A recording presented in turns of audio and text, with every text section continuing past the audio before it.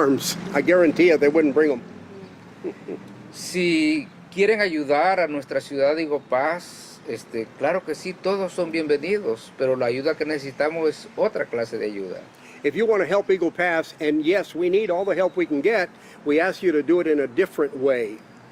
Tenemos muchas familias que sus casas, sus techos están destruyéndose. Tenemos muchas familias que sus casas, sus ventanas están mal. Tenemos algunos barrios donde las casas necesitan ayuda. Esa es la clase de ayuda que necesita Eagle Pass. We do have a lot of folks that are below the poverty line, a lot of elderly people who live in housing that maybe needs weatherization, maybe a new roof, some neighborhoods that need some work in the streets and places like that. And if anybody wants to help with those kind of things, we welcome you. And we have had many groups, missionary groups and other groups, to come and help us here in Eagle Pass, and we appreciate that very much. Si ustedes pueden dar una mirada a nuestro alrededor, verán a un Eagle Pass tranquilo y muy trabajador.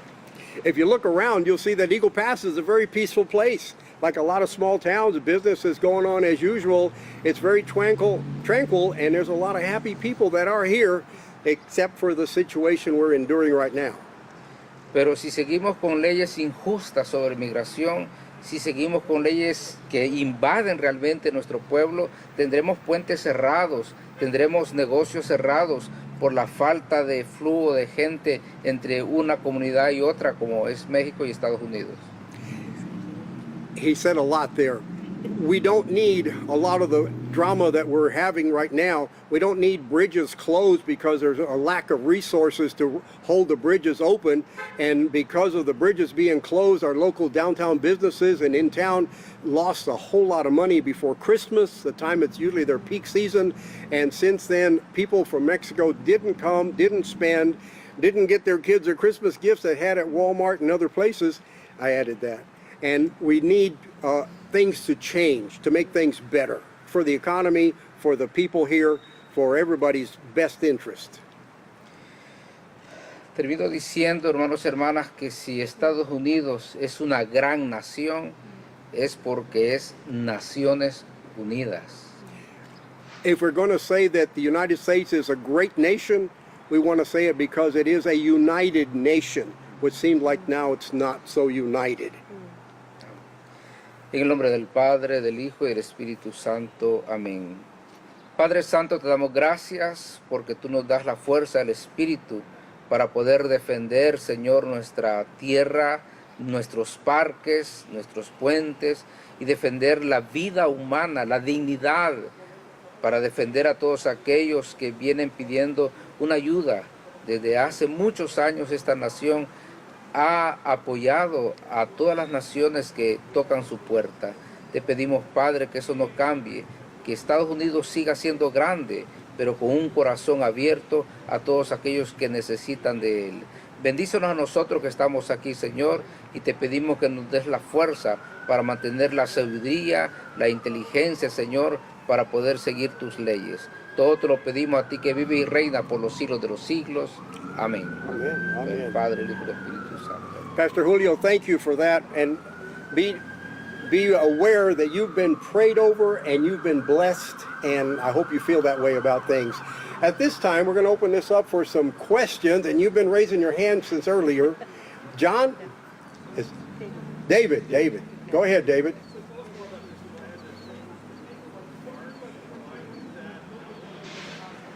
Some years ago, some folks decided that anything related to the Confederacy wasn't good. We had a school named Robert E. Lee High School.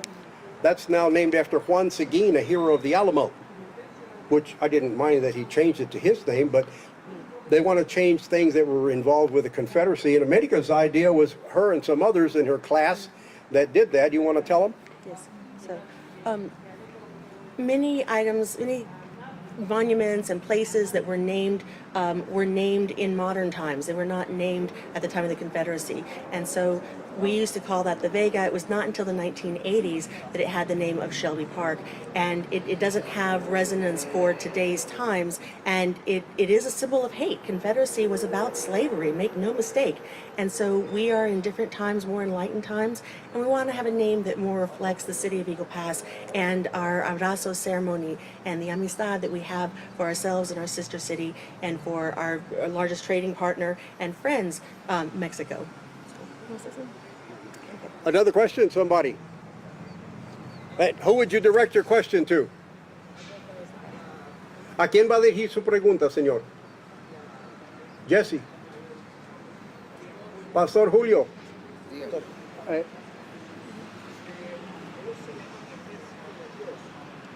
El grupo que viene, the convoy, calls himself the Army of God.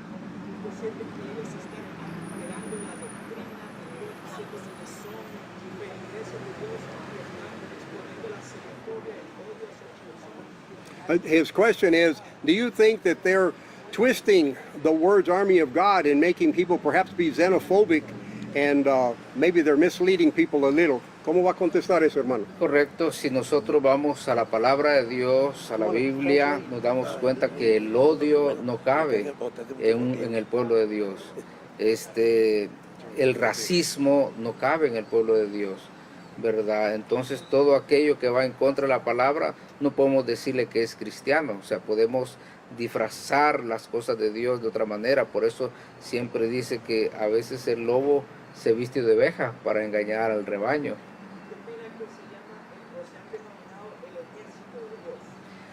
Pues realmente es muy triste querer poner el nombre de Dios, ¿verdad?, en estas situaciones, cuando lo que estamos haciendo crecer es el odio, la violencia. Entonces no va el nombre de Dios ahí. Es triste querer usar esa bandera cuando no es realmente el amor de Dios el que gobierna. Doug, would you like to speak to that question? Did you hear the question? Yeah. Yeah, we'll raise that up.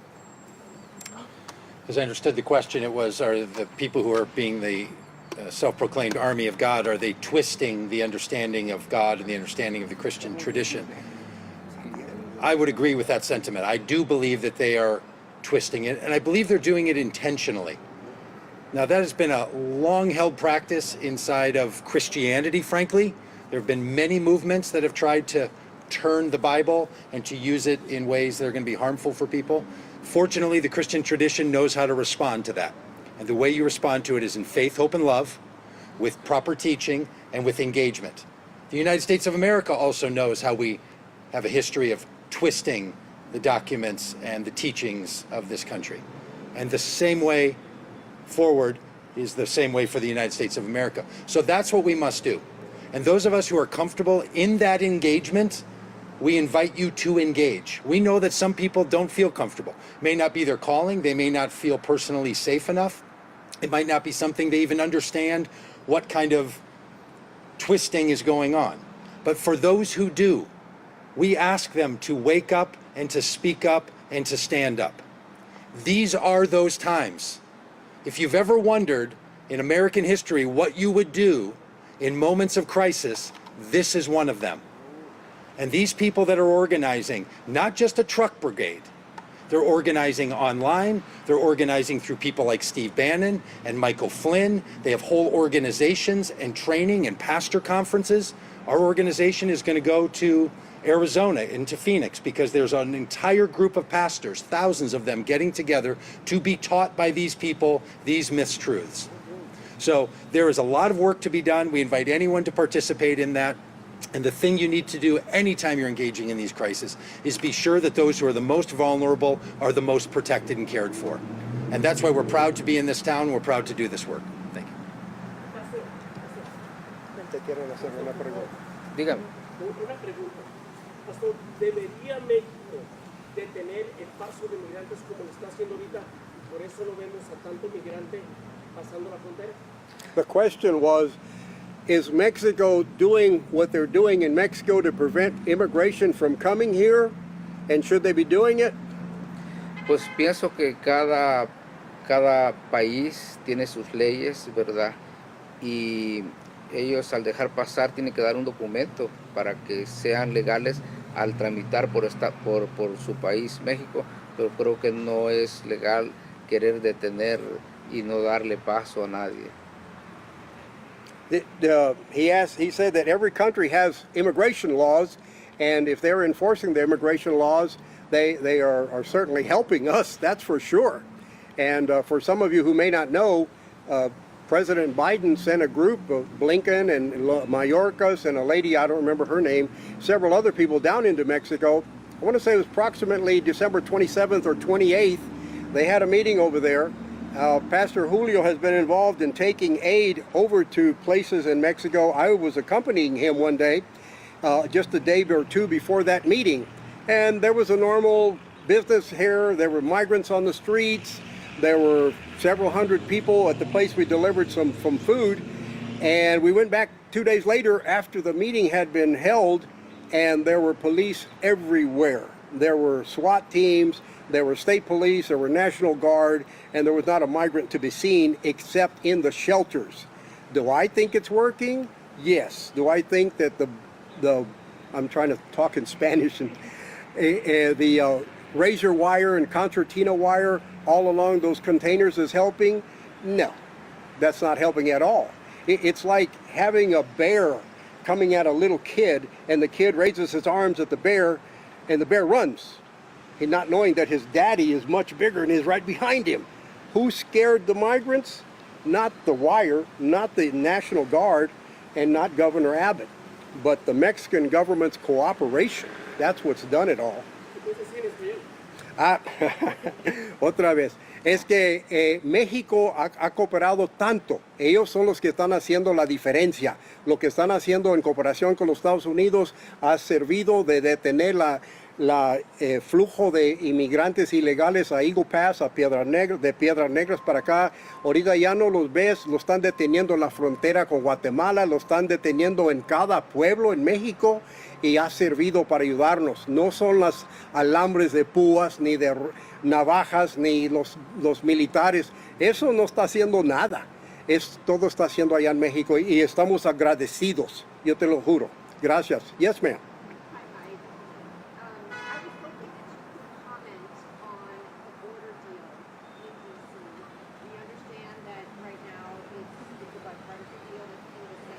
You want to talk to that? Yeah.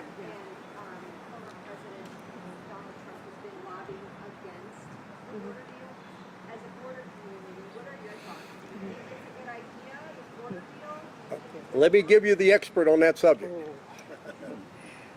Not the expert, but I've been brought up to speed very quickly living here in Eagle Pass. So it's kind of like a bus, you know, it's not the one I want, but it's getting me further than where I am now. Anything that we can do will be good, because right now we have a problem that is more valuable to people than the solution is. And like I said, it's not the solution I want, but it's a good place to stop, catch our breath, rebuild our economy, and then work on the next step. And we need something that is not razor wire, that is not takeover of private property and takeover of municipal property. So it's a good first step, and I look forward to a second term with a president who's going to work more towards a more humane and just immigration policy. Trump has been lobbying against it. If this border deal doesn't go through, would you blame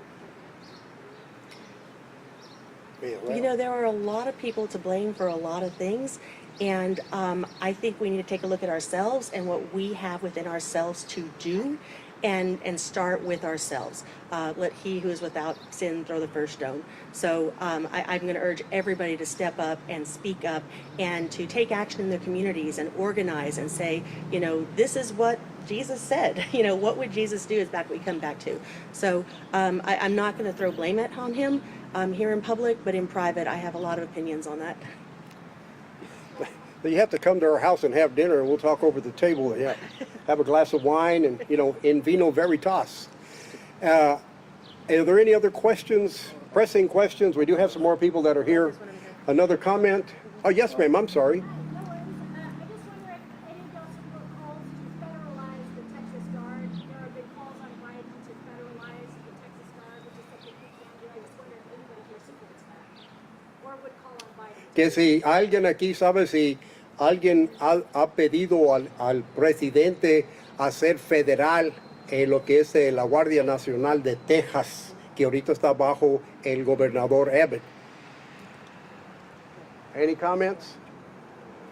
We don't have a comment. Let me share with you that our community, as a community, our mayor, our city council, our county judges have all said we're kind of stuck in the middle.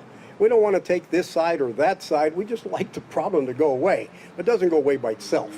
And as you've heard already, a lot is being done in Mexico, and it's working. And just keep that going for a while.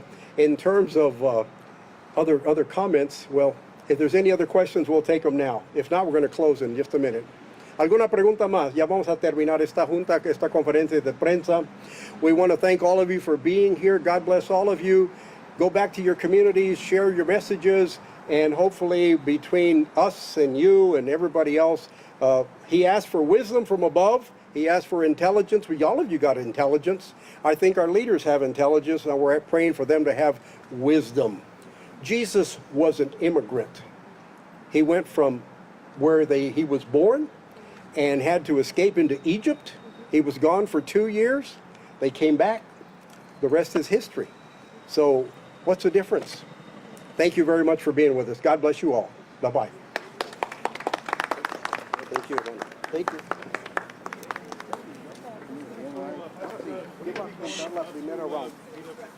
Hi, how are you? I forgot your name.